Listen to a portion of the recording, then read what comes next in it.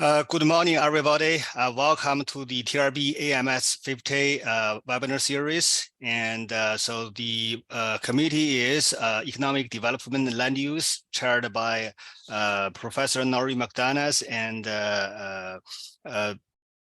Michael Lawrence.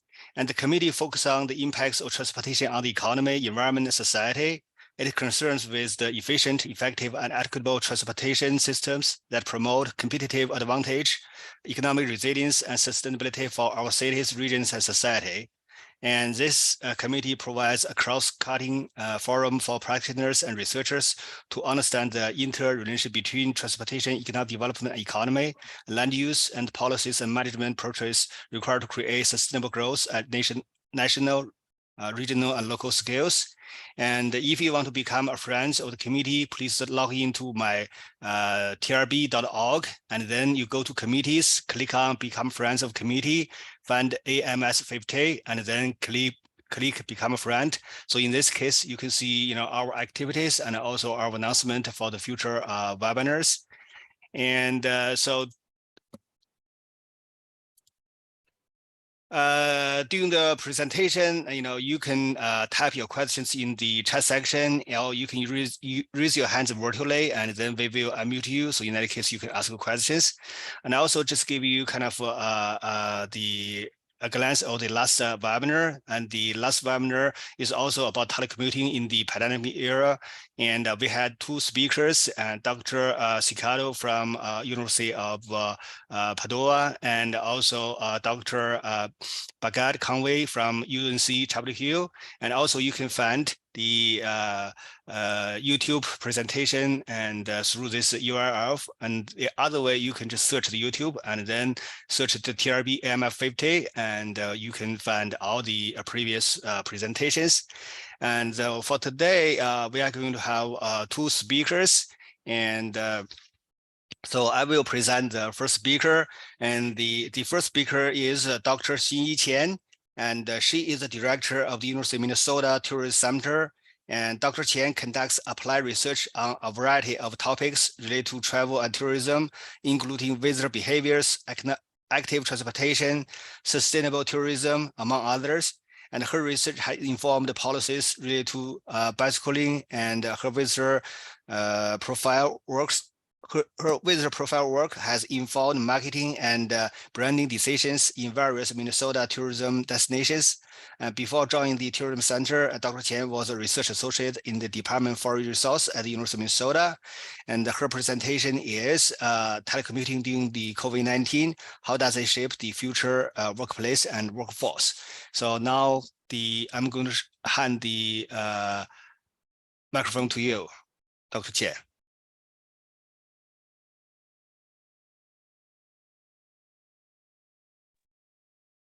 All right, thank you so much, Jason, and good morning, everybody. Thank you for giving me the opportunity to present on a completed project funded by the Minnesota Department of Transportation, and the topic is telecommuting experience during the pandemic and sort of forecasting of telecommuting potential after the pandemic. So first and foremost, a special thank yous, not only the funder, our state agency, but also significant support from the Center for Transportation Studies at the University of Minnesota. And of course, all the study participants, both our focus group interviewees, and then also our survey respondents. So what is the purpose of this project? In a nutshell, we want to look at the impact of temporarily shifting a relatively large chunk of the workforce to telecommuting. And we wanted to look at if there is any change and or support in terms of workforce policy, employees' firsthand experience, and also if there are any nuances, that is differences in terms of demographic factors and caregiving responsibilities. So here is a brief overview of the project. So we started off with a literature review, which didn't make it onto the slide. In terms of data collection, we started off with doing focus groups, which really informed our survey instrument development together with the literature review. And the uniqueness of this particular project, I guess, is that we surveyed both workers and employers. And we asked several questions, identical questions in both surveys. And so I will show you the comparison in terms of workers and employers' responses to these identical questions later on in my presentation. So without further ado, let's dive into some of the highlights from our findings. So let's first focus our attention on the worker survey. So we asked a lot of questions, and it is impossible to cover everything in 20 minutes. So I singled out one question about their experiences telecommuting during the COVID-19 pandemic. And the question is the number of hours that you were able to telecommute during the pandemic. Okay, so what we can see is that we do have over a quarter of respondents who overworked. Right, to the rightmost of the chart, you can see 27% worked more than 40 hours a week. And we also have 36% who telecommuted no more than 20 hours per week. And then the rest is in the middle, anywhere between 21 and 40 hours. And so among those respondents who telecommuted no more than 40 hours per week, so we excluded those who overworked. So those working no more than 40 hours per week, what we found is that the median number of weekly telecommuting hours is actually 30 hours. And in this case, the mean is lower than the median. The mean is 25 hours per week on average, which means we have a long tail to the left side of normal distribution, if you will. So any significant differences? Yes, we found bucketloads of significant differences. So let's start off with generational differences. What we found is that Gen Zs, that is the youngest in our workforce, the young adults, they had the lowest average weekly telecommuting hours, so almost 12 hours per week. And we can see that the older folks, somewhat older folks, the Gen Xers and the baby boomers averaged about 30 hours per week, while millennials somewhere in between, close to 26 hours per week. Now, this is a very busy slide, and I struggled with it a little bit, but I eventually decided to put them together because they almost mirror each other, and I think it's a very powerful, juxtaposing, if you will, of these two findings. So the top half of the slide shows you differences in terms of education level, and the bottom half of the slide shows the significant differences in terms of household income. And we can see that, again, they almost mirror each other. What we found is that folks with a high school or less education level telecommuted, the least, and those with a pre-tax annual household income less than $50,000 also telecommuted the least, compared with higher education levels, and then compared with higher income groups.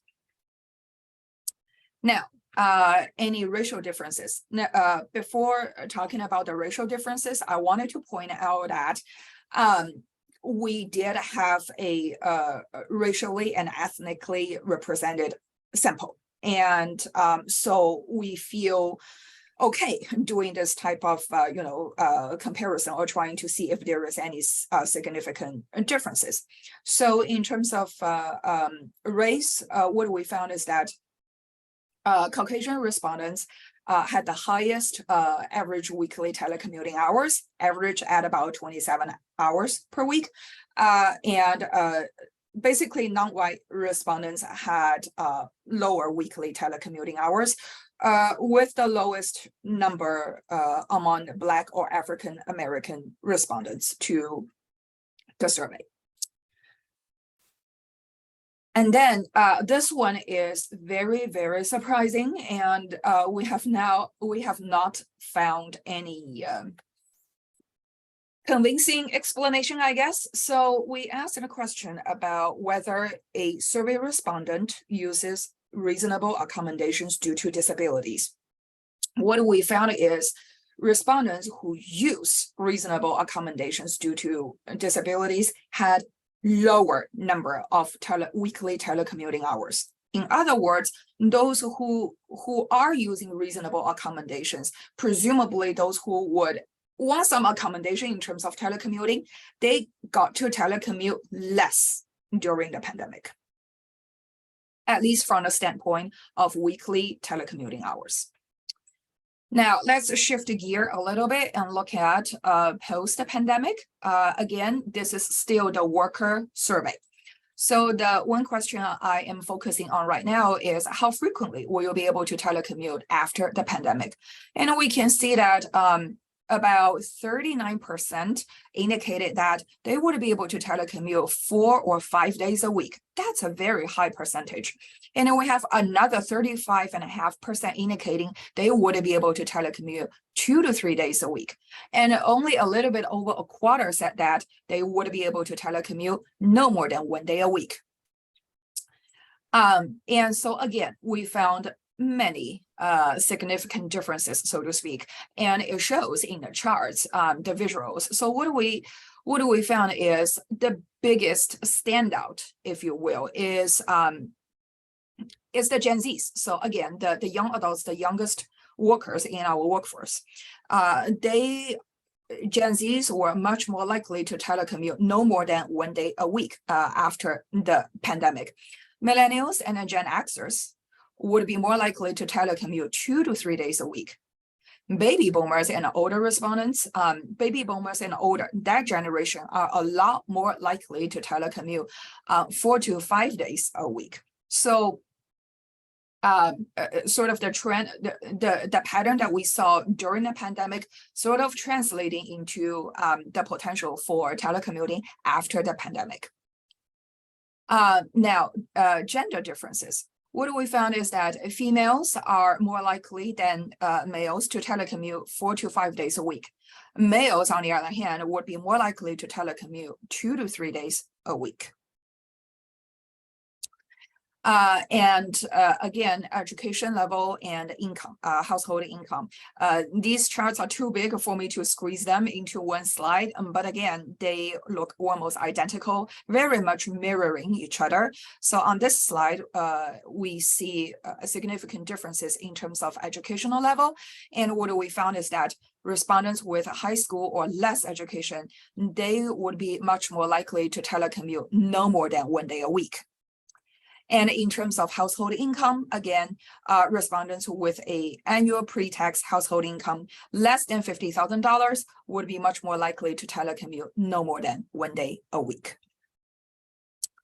And again, using reasonable accommodation due to disabilities. Again, it is a surprising finding in a sense that those respondents who are using reasonable accommodations indicated that are a lot more likely to be able to telecommute no more than 1 day a week after the pandemic. And those not using reasonable accommodations were more likely to telecommute anywhere between 2 and 5 days a week. And one more significant difference is that is their caregiving responsibilities. This particular one is having at least one child living at home at the time of the survey.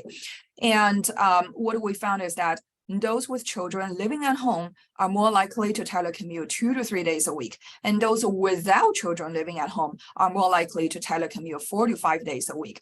Now, if we think back to the generational differences, right? So it is the baby boomers who indicated that I would be able to telecommute very frequently after the pandemic.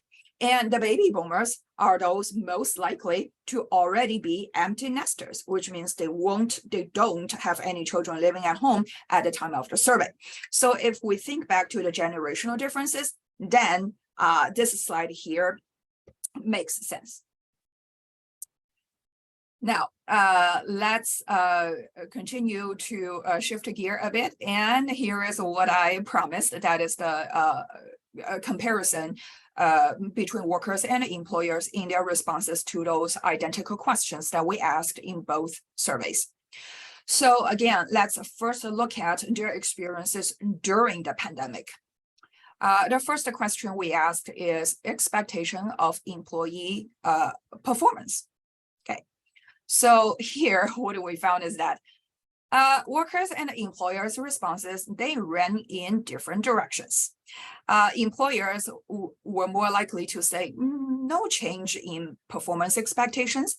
Workers, on the other hand, were more likely to indicate performance expectation becoming either more results-driven or the expectation becoming higher. The second question we asked is perceived employee productivity. And again, they ran in completely opposite directions. Workers perceived their productivity as a lot, somewhat, or a little higher, a little more. Employers, on the other hand, they either perceived the productivity as about the same or less productive to different extents. So,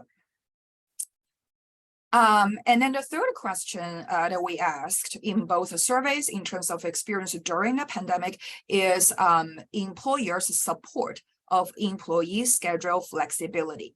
Now, this one is a big relief because their answers largely align, right? So overall, both employees and employers agree to a different extent that employers supported employees' schedule flexibility during the pandemic. Now, telecommuting potential post-pandemic. We asked if employers developed a post-pandemic telecommuting policy at the time of the survey. And again, answers to this question ran in opposite directions. Employers more likely to say, no, at the time of the survey, I have not developed a telecommuting policy. Workers were more likely to say yes. Fortunately, at least, employers were less likely to say, I have no idea, than compared to employees. Now, telecommuting frequency after the pandemic. And again, this is a potential in terms of a future scenario. And by and large, again, employers and workers tend to answer this question in different directions. Employers were more likely to indicate infrequently. So I would let my employees telecommute only infrequently after the pandemic. Employees, on the other hand, were more likely to say that, anywhere between 1 and 3 days a month and as frequently as 4 and 5 days a week.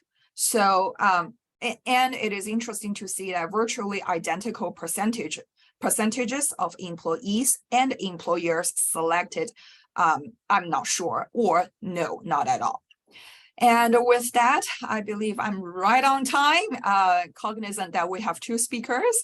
So I would welcome questions, or you can try to digest the fire hose in terms of the information I just threw at you. And I will welcome questions at the end too. Okay, thank you very much, Dr. Qian and the audience. And if you have any questions, you can either type your question in the chat box, or you can unmute yourself and then raise your question directly. And in the meantime, I will just kind of ask my first question is regarding your slides. You showed the productive difference between the workers and employers' perception, right? So actually, so what's the implication for the future workplace arrangement from the employer perspective? What do you expect based on that result? Yeah, it is very surprising because the focus group, I will backtrack a little bit in the sense that focus group participants are mostly human resource professionals or managers, operators of somewhat smaller entities. I wouldn't call them just businesses. I would say entities. And it was the focus group participants who repeatedly said that our workers, our employees, their productivity really increased. So when we saw from a survey that, the employers, some were indicating, yeah, either about the same, no change at all, or their productivity went down, it was a little bit surprising. And I think we have heard news that certain, tech companies and certain other large employers would want their workers largely to come back to the office most days of the week, if not absolutely every day. And I believe there is at least a current, so to speak, among certain employers that if we cannot see them in the office, the so-called budding seats, we do wonder at least about their productivity. And I don't know, if those decisions that we see in news headlines are really driven by productivity, by creativity, by whatever reasons. But I do believe, the wondering about productivity is one of the reasons.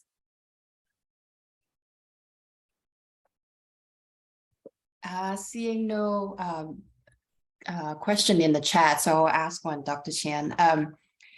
As far as the results for the related to disabilities, what was your hypothesis going into the study, and were you surprised by the results? Yes, we were surprised by the results. To be absolutely honest, when my collaborators and I first started out, this particular question was not exactly on our radar. However, for every research project funded by the Minnesota Department of Transportation, they put together a technical assistance panel. And one of our technical advisors on that panel raised a very good question.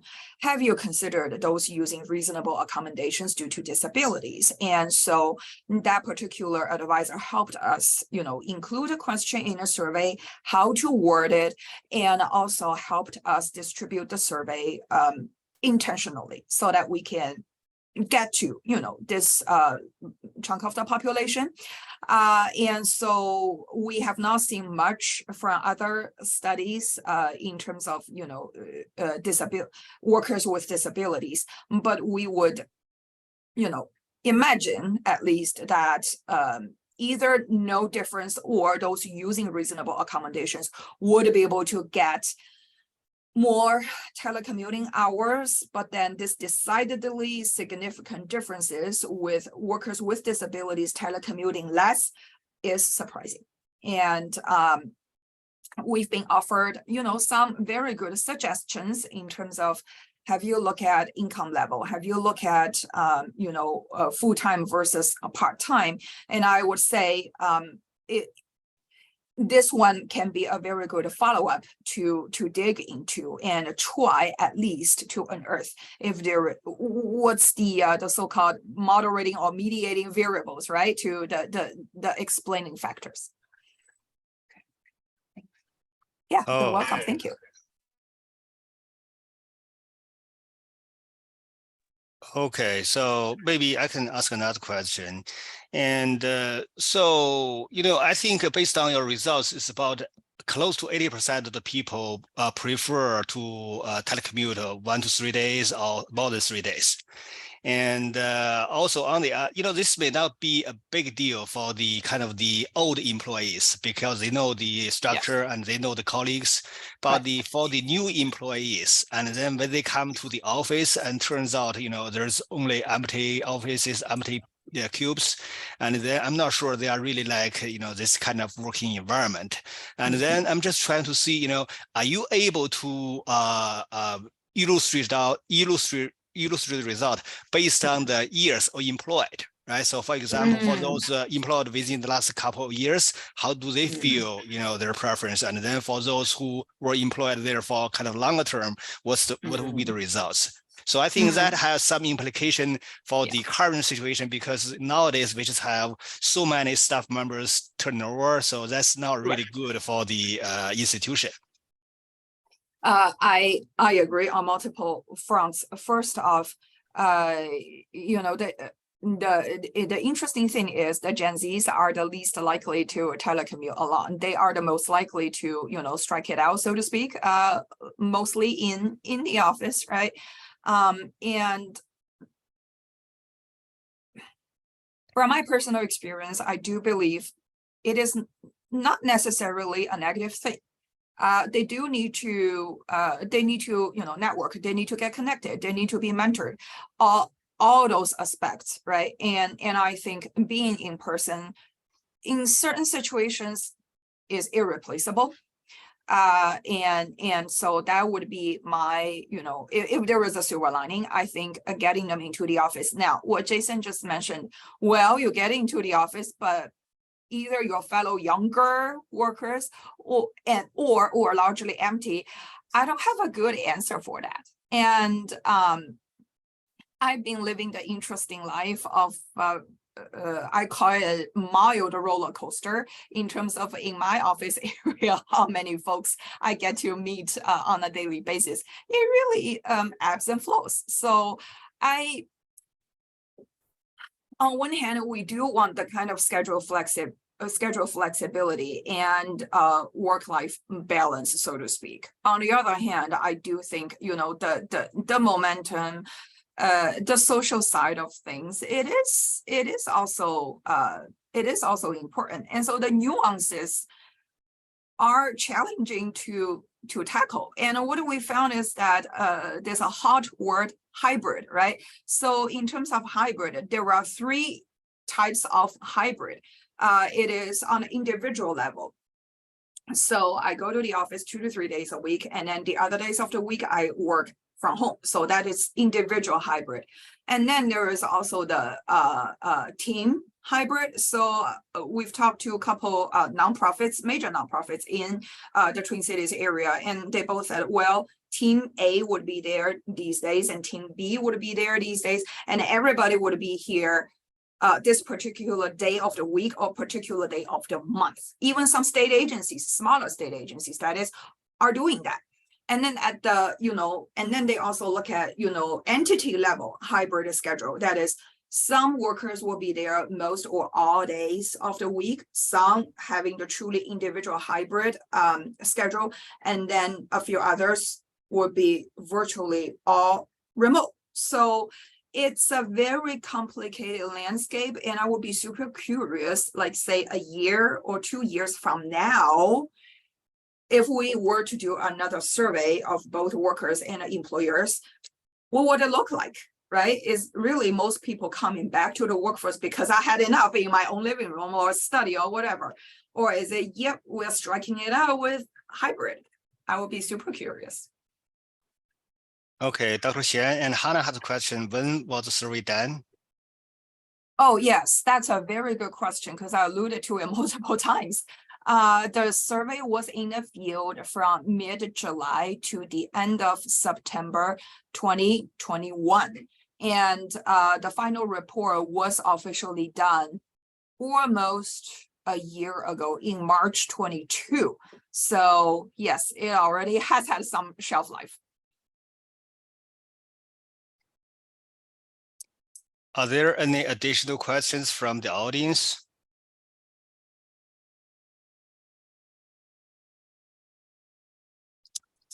And if no, thank you very much, Dr. Qian. And so I will hand it over to Kate Ko for the next presentation, introduction.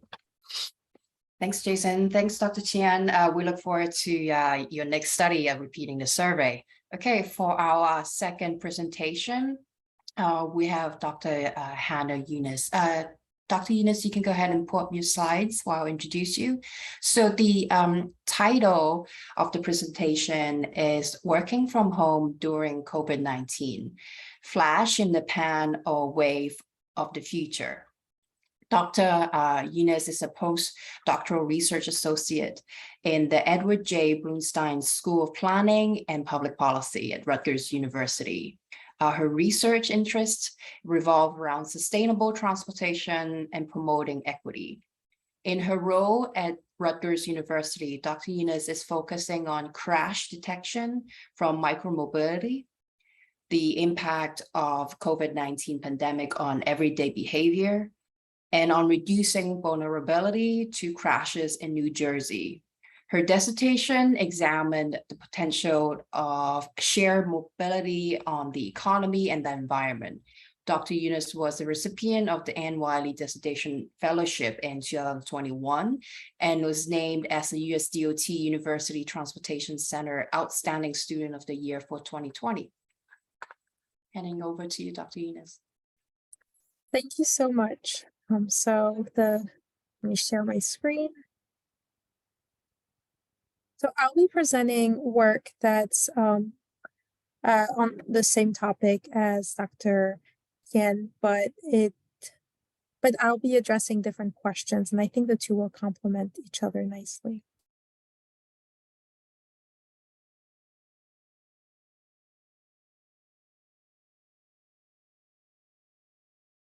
So the title of my talk is Working from Home During COVID-19, Flash in the Pan or Wave of the Future. So the onset of the pandemic in March 2020 led to large-scale working from home almost overnight. Early studies found that up to half of workers worked from home 5 days a week, and up to 80% did so at least a few days a month. From the results from other research, it offers a reason to believe that to an extent there will be some increase in working from home permanently. So our focus is on examining the individual determinants of increasing working from home during the pandemic and the desire to work from home in the future. We administered 2 representative online surveys of New Jersey, representative of the population of New Jersey in the winters of 2020 and 2021 and 2021 and 2022, receiving a combined over 2,400 responses, and the participants were different in each survey.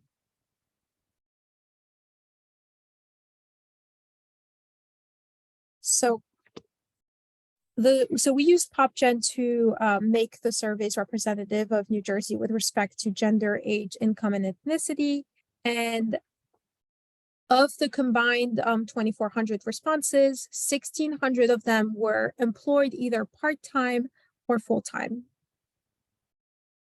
The surveys also addressed 5 major areas: work and school, shopping and dining, active travel, transportation and commuting, and attitudes and perceptions. And then we also asked respondents about their expectation of life for life when COVID is no longer a threat. So these are our research questions. How prevalent is working from home during the pandemic? What factors contributed to increasing working from home during the pandemic? Do people anticipate working from home after the pandemic is no longer a threat? And then are there specific conditions associated with anticipating and desiring working from home in the future? So from our survey, 8% of the respondents initially worked from home every day, and that was consistent in both surveys. During the pandemic, around 40% worked from home every day. And you can see that in the second bar here, the yellow bar. The solid bar is for the first survey, the dashed bars for the second survey. So you do see a small decrease, which makes sense because they're a year apart. And by then, by the winter of 2021, 2022, things had been reopening and more people felt comfortable working in the office. And then, 35 to 37% expect to work from home at least a few days a week. And this is the combined green and yellow bars. And it's actually pretty consistent across both surveys for the expectations of working from home.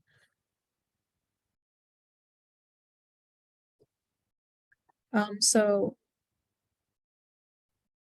what factors contributed to increasing working from home during the pandemic? We used a regression modeling to control for different factors, and we found that after controlling for everything else, gender, race, ethnicity, and having children at home and vehicles per household were not significant factors when controlling for everything else. Of course, there are variations when doing cross tabulations, as was shown in the different in the previous presentation. So we actually found a kind of a different relationship with age. We found that those who were 50 and older were less likely to increase working from home in the future. The question is different. It's not whether they work from home during the pandemic, it's whether they're increasing it from their previous behavior.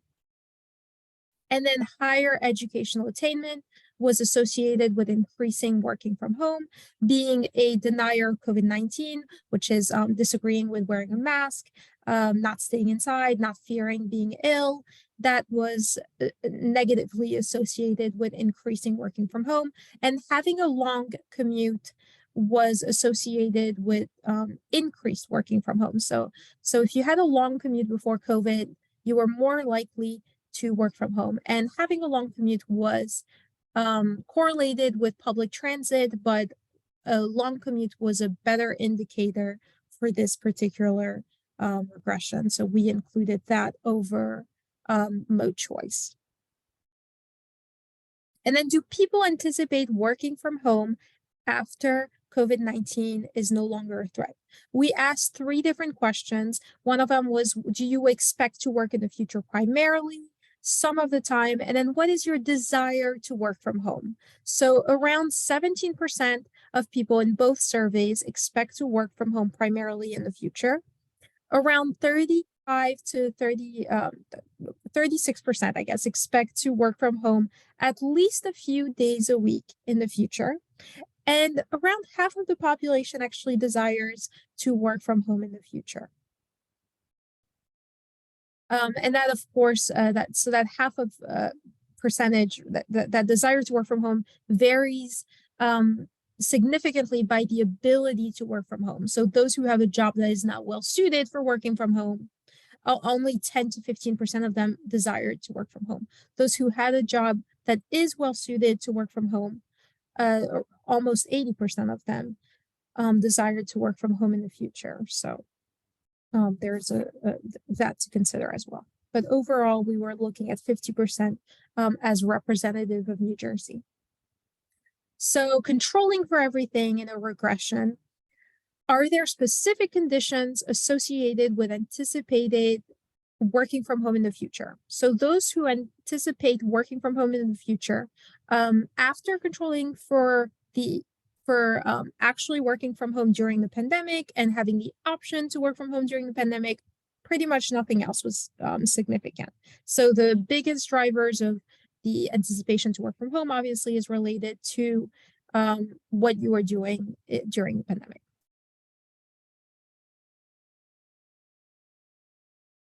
And then for the desire to work from home during the pandemic, we controlled for everything else, for everything in the same thing in the previous regression, but we did find some really interesting stuff. So having the option to work from home obviously was a significant factor, but and of course working from home during the pandemic as well, but also your educational attainment was correlated with the desire to work from home in the future. Those who had at least a bachelor's degree or above were desired to work from home more.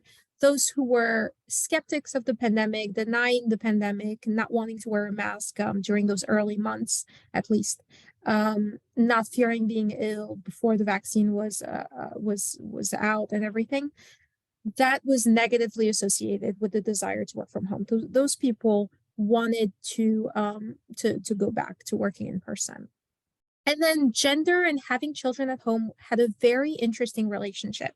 So in the first wave, the winter 2020 to 2021, having children at home was negatively associated with the desire to work from home in the future. So there was a burden of having to care for children who perhaps were not in school at the time or doing school in home, and the parents of those children likely desired to work from home.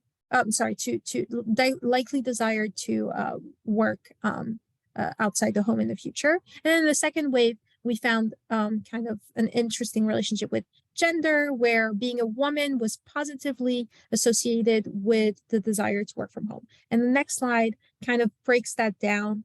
I did a cross tab for that. So we have men with children living at home, women with children living at home, men without children living at home, and then women without children living at home. So in the first survey, women with children were less likely to desire to work from home than women without children in the future.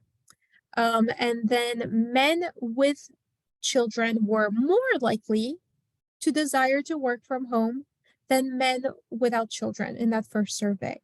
And it's kind of that opposite relationship, which is really interesting. And then these differences between having children completely disappeared in the second survey, when by then children, pretty much everybody was going to school in person by then. So men with children, around 42 to 43%, with and without children, desire to work from home in the future. And then 54% of women, regardless of having children at home, desire to work from home in the future. So we do see a gender differences, but not a difference with having children.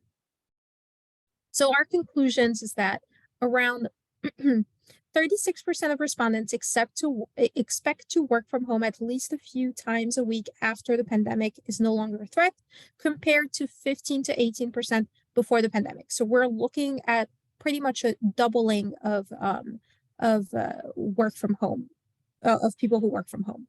Higher educational attainment and having long commutes were associated with increased working from home during the pandemic.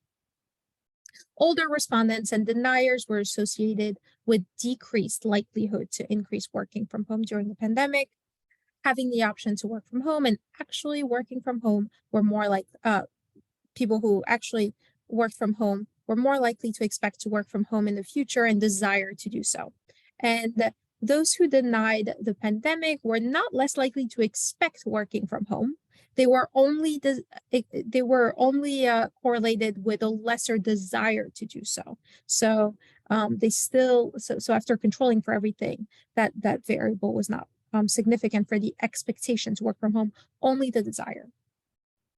So implications for planning: nearly half of employees in both of our samples expressed the desire to work from home at least some of the time. And this has implications for how employers manage their workforce. And then for transportation planners, this suggests that peak congestion periods may decrease and that the use of public transit may also, with concerns over transit revenue. Thank you. And I'm happy to take any questions.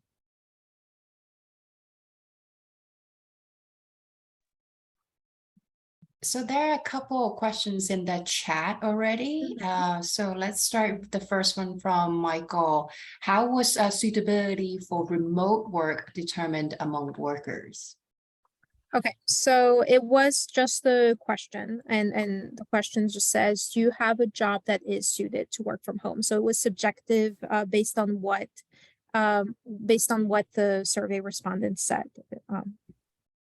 Okay. And the second question, it's from Professor Jason Cao to Dr. Qian. How was Hannah's share 35 to 37% different from your results?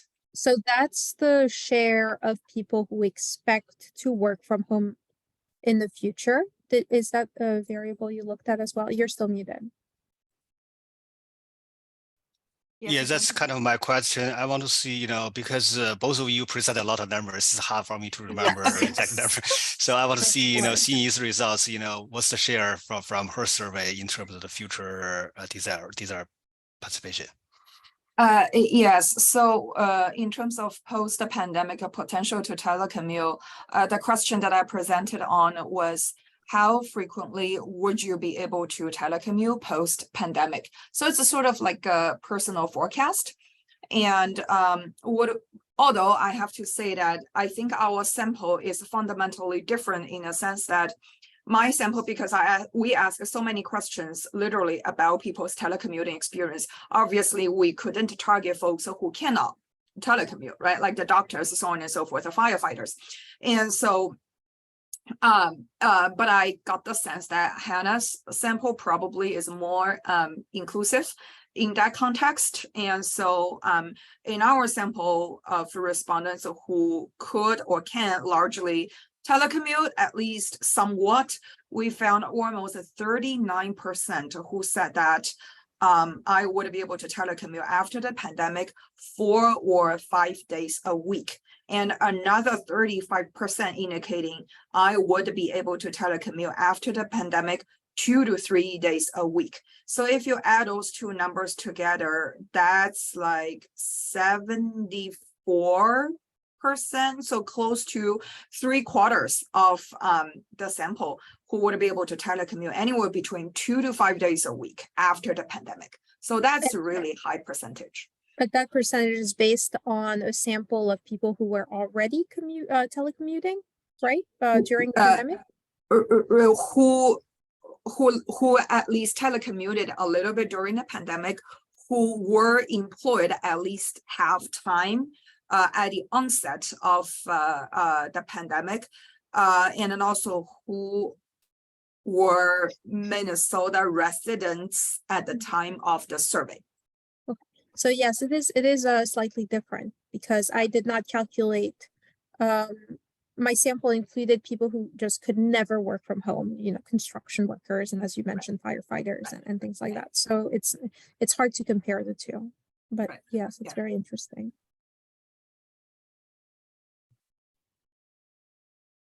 Dr. Younes, it's interesting that you controlled for deniers in your study. Can you remind us the definition of deniers again? Yes. So let me.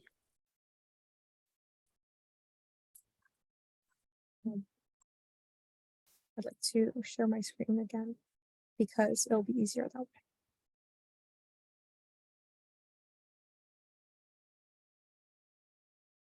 So we asked a series of questions about people's attitudes towards the pandemic, and then we did a factor analysis. So those who were deniers were more likely to respond that society is overreacting to the coronavirus and that shutting down businesses to prevent the spread of the virus is not worth the economic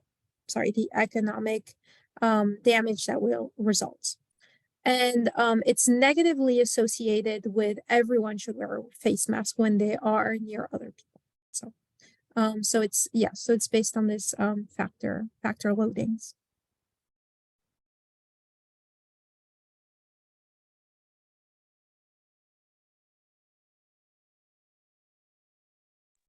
Great, thanks. So I think it's interesting because based on the sample, and then we may come up with different results in terms of individuals' preference or their desirability for the future telecommuting. But a lot of this also depends on the employer's policy, right? So how would they set out the policy for the future telecommuting program, after the pandemic is completely over? So apparently we are kind of doing the educated guess. Okay, so what would be your guess about the future participation? I think at this stage we think it's about 8%, right? 7-8%. It's before the COVID situation. And then what would be your best guess after the pandemic is completely over? Well, we found 15%, so pretty much a doubling of that 8%. I guess, I live in sort of a bubble where pretty much everyone around me works from home, so it's hard for me to say, I guess, personally, but based on the numbers, it looks like it's around 15%. What about you? Yeah, that's a very good question, and it's really difficult to pinpoint it, but several clues, if you will.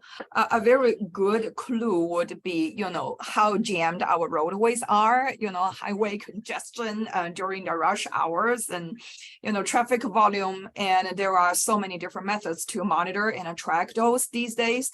So I think our respective state Department of Transportation probably will be able to provide some very good insights. And then I think it largely depends on the sector. As Hannah pointed out, those who just cannot, it's not feasible to telecommute, they will continue to have to work in the office. I think the biggest the biggest unknown are those who has the feasibility to telecommute, but it is unclear, right? And it can be unclear for a variety of reasons. It can be personal preferences, or personal life situations. And then the big elephant in the room really is employers' policies. And oftentimes, let's be honest, employers can have policies on paper, but what is the unspoken culture in your immediate environment? For example, right here in University of Minnesota, it's a huge, institution, right? And so, yeah, what is your most immediate environment? Like mine is pretty flexible, but I don't know, maybe you go to the Minneapolis campus and somewhere in some corner on that campus, because I'm on the St. Paul campus, maybe there is a unit that is pretty much the big boss will be like, I want to see most of you most days of the week. Then no matter how feasible it is, those folks probably will have to show up, which speaks to the larger issue in terms of workforce shortage, right? Do we still have a workforce shortage? By and large, we still do. But in certain industry, the situation is worse. Certain industry, not so much. And so I think it also depends on your industry sector and on the worker's profession, like how much bargaining power they have asking for these flexibility and a flexible arrangement. And apparently here, we touch on the kind of the benefits and consequence of the telecommuting. And then one thing we see is, if we have a higher share of people telecommute, and then that's going to mitigate the traffic congestion. But on the other hand, it's going to hurt the transit industry, right? So in that case, you can see this is not very ideal, particularly for the central cities. If we reduce transit service, and then that going to kind of reduce service for the people who are really depends on public transportation. And so what's your view on this perspective? So should we discourage or should we encourage the telecommuting from the DOT perspective? Right. Yeah, no, that's a good point. I guess, it raises an issue of equity, right? Like, are we reducing the transit for those who need the most, because those who probably didn't need it as much are not using it anymore. So yes, I'm not sure what conclusion I can make with respect to that. But it's a good point. Yeah, thank you, Hannah. And Jason, it is a little bit of give and take positives and negatives in every issue that we look at. And coincidentally, I was a co-investigator in a project also funded by the Minnesota Department of Transportation. It looks at COVID-related safety concerns regarding mass transit and shared mobility, but only in greater Minnesota. And to the audience who do not live in Minnesota, our geography is that we have more than half of the state population living in the Twin Cities, 7-county Twin Cities metropolitan area, and the rest of the state, the population lives in a vast greater Minnesota. And so by and large, transit ridership has not come back to the pre-pandemic level. And I agree with Hannah that those who need a transit most also likely to be those who have to go in to do in-person work. It's not feasible for them to telecommute, and then also it's also an equity issue. And I also suspect to some extent, at least in the Twin Cities area, it is also a racial equity issue. So I would say in at least in the Twin Cities where we have some population density to support mass transit, our Metropolitan Council has been working really hard, which I think Jason knows more than I do, in terms of how we schedule transit, how we maintain a certain level of ridership to make it to make the ends meet, honestly. And I think one possibility is this brave new world of connected and automated vehicles, especially automated vehicles, the CAVs, in the sense that these vehicles are usually smaller, a lot smaller. And also, well, because they're automated, they wouldn't require a driver. That takes out the labor component. And so these CAVs can potentially be on demand and also more cost efficient.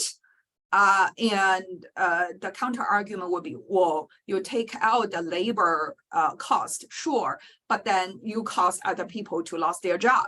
I don't deny that, I readily admit. But also from Metropolitan Council's perspective, they are in a very severe labor shortage in terms of bus drivers. So from a council's standpoint, it actually helps them, get rid of a big headache, for the lack of a better word. So there is a lot of push and pull, like, always positives and negatives in any very, very nuanced and complicated issues that we look at. Okay, so very good. And then maybe I try to throw another ball, is thinking about, yes, from the transportation perspective, we want to see less congestion, and particularly in the downtown area. So because of the COVID and because of telecommuting, and we see fewer workers working in the downtown area, commuting to the downtown area, and then, the transportation is getting better. But on the other hand, we may see a lot of empty office buildings in the downtowns. And then, the downtown is really the central city, and then they are the big property tax generator. Now, we don't have the revenue from the properties at the downtown area. That's going to hurt the health of the central city. And right, so that means the central city may be struggling with finding enough revenue to support other type of social services. So, what's your view on this? And so, how should we deal with this situation? Maybe Xinyi, you can take that one. Sure. Yeah, I'll give it a try. It's a loaded question. Yes, very much so. And I would say I've heard suggestions or say, conceptual proposals that this could be an opportunity to address the housing issue. Right. So if we look at the broader society, I call them the big four or the big five: workforce, healthcare, childcare, transportation, and housing. And unaffordable housing is pretty much an issue in the vast majority. I'm not going to go to all the extreme, but at least the vast majority of metro areas in this country. And so and I do recognize what Jason just said, that the property tax, the concern is if we convert them into housing, affordable or not, what's the tax, the public finance side of things? I really don't have an answer, but, at least from a, conceptual and a theoretical standpoint, housing conversion these, buildings into housing, that could be, a potential. And I would say this can also be a good project for the public finance folks in Jason's Humphrey School of Public Affairs to tackle, to look into, right? I mean, it's just like, say, for example, in San Diego, there are a lot of, quote unquote, homeless folks. But the reality of homelessness on the ground in San Diego is not your arch stereotypical image of poor folks with no place to live in. A lot of those folks that are quote unquote homeless live in their cars. They have a job, but housing is so expensive in San Diego, they just cannot afford it. And I even know someone, a young guy, adult, who lived that situation for a while. And what can I say? I don't have a good answer for that, but I cannot inevitably, my mind would run to housing issue. Yeah, thank you very much for your response. And actually, thinking about telecommuting, seemingly, this is kind of a simple question, but actually it touches on many issues, within the transportation industry, and also with kind of connections with kind of the health of the city, and also the kind of the employee retention, and all of those things together. I think this is going to be a topic, we are going to study this one maybe for years. So in that case, we may have a better picture about what it is. And also, I think, we will have, some other scholars will keep doing this research in the future. And hopefully, the future research can better answer those questions. And and thank you very much, and Dr. Qian and Dr. Younes, for your wonderful presentation. And hopefully, I will see you folks in the future at the TRB and other occasions. Thank you. Okay. Thank you so much. Thank you very much. Thanks, everybody. Bye-bye. Have a good weekend. Bye, everybody.